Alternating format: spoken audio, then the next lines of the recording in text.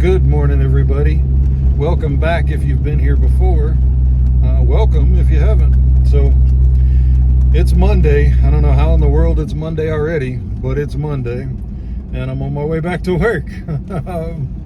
So, we went through the whole series last week, episodes of what I find important, in no particular order, on some of them, for preparing. And you might be asking yourself now, where do I start? If you haven't started yet, it feels overwhelming. I remember when I started, and when I started, there were other things going on in the world. I mean, there's always something going on in the world that was pushing it, so there was that overwhelming sense of urgency. So today I'm going to answer that question for you about if I was starting over today, and I know a lot of channels have done this, but this is just my opinion, then where would I start? Now, in today's day, things are really expensive, and I know most of anybody watching this video does not have an abundance of money. Neither do I. So, first thing you have to assess, I think, is water. Water is also the hardest thing, because how do you store it? So I told you before, I use those 5-gallon water dispensers like they have at the doctor's office. They work out good, but they take up a ton of room, and no matter what you do, water's going to take up a ton of room. Now, I get lucky here in Colorado.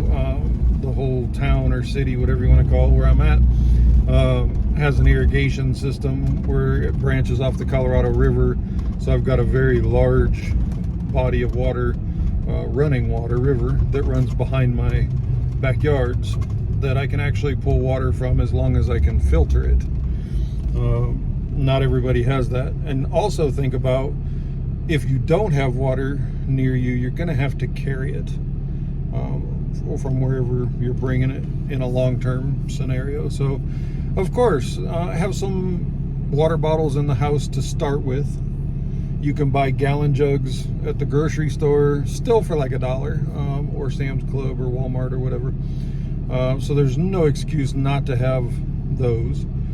And then you've got your bigger, they have bigger containers. I think they have 3-gallon, and then you can buy the 5-gallon, like what I'm doing in the grocery store. They have the stackable ones.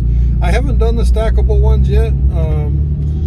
I do see where, like, if you're like me and you're putting it in a closet, because you want to keep it in a cool, dark place. You don't want to let light be hitting it. You want to be able to rotate it. You also want to kind of think about where you're getting your water from. So in the city, they add a lot of things to the water, chlorine and that kind of stuff, so it tends to last a little bit better and not get algae. But if you're getting straight pure water, like from a well, that kind of thing, then you got to start looking at treating water. Just little things to think about. So the number one thing, I think, is water. And right now you can use water right out of the tap if you can get jugs and store it. I know other people say, oh, it's tap water and you need pure spring water, whatever. No, tap water's fine, depending on where you're at least where I'm at. Tap water's fine. Number two, so everybody else, and I do too, but I'm going to change it a little bit. Number two is going to be food, but I'm going to think a little bit different on this one. I have to guess, and I have to hope that just in what you've got in your house, you could at least survive the first week on food if you need to. Come on, you've got to have SpaghettiOs in your cupboard, any normal household. SpaghettiOs in your cupboard. A big one for me is spaghetti. Easy to make. You add a hamburger to it. It's got your nutrition. But your chunky soups, your stuff you eat on a regular basis. We go to the grocery store all the time. Now, that doesn't mean that everybody's got, 7 days of gourmet meals, but I've got to hope that everybody could at least survive for 7 days. So I like to break up my food into 7-day increment, or I shouldn't say into 7 day, into different increments. First, you want to have a week on hand. And we're talking survive. We're not talking gourmet here. So first you want to have a week. Then you want to work it up to a month. Then you want to try to work it up to 6 months. Then if you can, ideally would be a year. Now, I'm not saying a year on everything, but on your staples, your stuff that you can store, your beans, your rice, the thing, like if you're addicted to any one thing, like SpaghettiOs, buy a bunch of SpaghettiOs too. So I have to think that most people out there that have a home have the 7 days covered on food. We probably don't have it on water, but after the 7 days, you want to work up to a week. So what would I do? Don't want you to go spend a whole ton of money. But you want to have some rice, so you can go buy they have them in 1 pound and 5 pound, and they all the way up to buckets. Now, the reason you may not eat rice on a regular basis, but some countries that's their main thing. So my thing is I don't cook with rice very often. But if you for instance, you take a can of chunky soup, and you make your rice and you mix it all in, you've got a really good meal. I think, anyway, a really good poor man's meal. So, rice, beans, because you can do the same thing with just mixing beans in there, and then you've got a complete nutrition meal. You can mix soup in with it, like I talked about. Spaghetti noodles. You don't have to, let's be honest. Right now, anyway, let's hope it never goes farther than that. I think the biggest thing we're dealing with is power outages and, that kind of thing right now. So you can get by. Most of your power outages, a long-term power outage right now is a few days for most people, unless you live out in the middle of nowhere. I used to, trust me, I know. Here's what I found. I got Siri on my watch telling me here's what I found. So, get your spaghetti, maybe some powdered milk. My thing, kind of a quick, it's food but water, food and water. I'm big on flavoring the water because you'll drink it a lot more if it's made as iced tea, if it's made as Kool-Aid, or, whatever it is you like to drink. Coffee. Remember, always coffee. So work yourself up to 7 days. Now, for everybody, that's going to look different. Now, here's a little tip. I guess you could call it pro tip, but I'm not a pro. I don't think, anyway. No, I guess in today's day and age I am. But we don't all have the storage space, so here's what I do. When I buy my canned food and all that, my cabinets are a lot deeper than what I use, especially like the ones down on the floor. I'm too old and too big to be getting up, getting down all the time. So what do? The stuff we eat, we have right at the front of the cabinet. Then there's half the cabinet to the back that just either stuff gets shoved back there or you don't use. So I start stacking everything in the back of the cabinet, and use it all. Go from the bottom of the cabinet to the top of the cabinet, and just make a back wall. And then as you buy more, bring that forward. It's a big thing to rotate. Don't pay attention to the Best By dates. I've opened cans of chunky soup that's 10 years old, and it tastes just the same. Sure, it probably had some nutrient degradation, but it'll keep you alive, and that's all that matters. So, use the back of your cabinets. Use a spare bedroom closet. Use the back of your closet if it's an area you don't use. I use the entryway closet, where most people hang coats, that kind of stuff.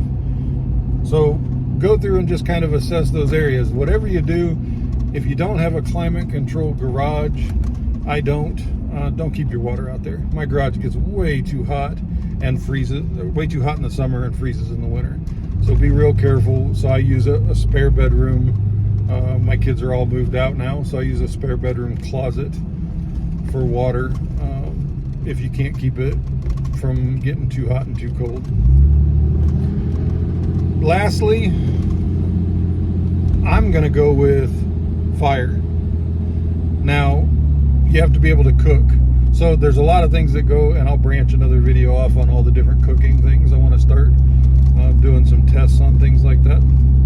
So, but make sure you have a way to start a fire. If you've ever tried to start a fire without having a lighter or matches, it is a pain in the ass. Trust me, I've done it. I was in the military. We used to have to start fires down there all the time, and I hate it. So, don't get fooled. I've seen videos where people say go to the dollar store, and that, no, don't on this one. There's plenty of good things at the dollar store. Buy Bic. I talked about those other brands that have that name that you just know works. 3M, NyQuil. That Bic is one of those. Duct tape, you know. Someone says duct tape, you know, you can hold something to the ceiling with it if you need to. So don't get trapped. Those other ones, trust me, I was a lifelong smoker until a few years ago, and I can tell you firsthand that those lighters do not work like Bic. Bics seem to just last, and they'll take a beating. So my last one for today's video is going to be fire. You want to be able to cook. Now you can have a propane stove, but propane's going to run out. You want to have a way to cook that you can just go gather up, you know, sticks and leaves and that kind of stuff. So whether it be a rocket stove, or, you know, I've actually been looking at those, making like a cinder block grill type rocket stove out in my backyard. I think that's a great idea with a gate where you can start your own fire under it. You want to be able to boil water, and you want to make sure that the food you have goes along with that. Now, this is just how to get started. So, I mean, if you go to the grocery store, you can spend a little bit extra, buy yourself some cans of food, start with buying yourself bottles of water to make sure you have a week. The next time you go, start working toward the month. And start with your favorite stuff. Don't buy things that you're not going to eat. Now, you can, I mean, my train of thought on some of it, if you come across something really cheap, you're never going to eat it in a regular scenario, so you're not going to rotate it out, and you're just going to lose that money. That's why I say buy what you are going to eat. But in an SHTF scenario, a long-term scenario, if you're hungry, you'll eat it. Trust me. So if you come across a great deal and you want to stock up on some cans, say you hate tuna, but you come across a great deal on tuna and you want to stick them in the back of your cabinet, go for it. We'll continue on with more advanced, but this is just how to get started. Whatever you do, don't feel the overwhelming sense of urgency that I did when I started. It'll cause you to spend more money, and probably unneeded money. Realize that the world's still going to be here. We're not going into the Walking Dead territory or anything like that. I don't see that ever. Well, I shouldn't say that. I don't live by the rule that that's going to happen. Let's put it that way. We're dealing with normal outages, civil unrest that eventually will come back under control. You know, that kind of stuff. We don't want you to. My main goal in all these videos and telling you all this stuff is, like I think I've said many times before, and you'll hear me say it many times again, people are nuts. They lose their mind over everything. When they start running on the stores like Black Friday, only they're buying toilet paper, I'm trying to keep you at your house. You've got enough to get by and run through that mass hysteria to survive that way. You don't want to put yourself in that situation of getting trampled over some toilet paper. Neither do I. All right. If you're new here, thanks for stopping by. If you liked it, give it a like. If you didn't, I hope you give me another chance. This is Steve with the Chili Prepper channel, and I'll see you tomorrow.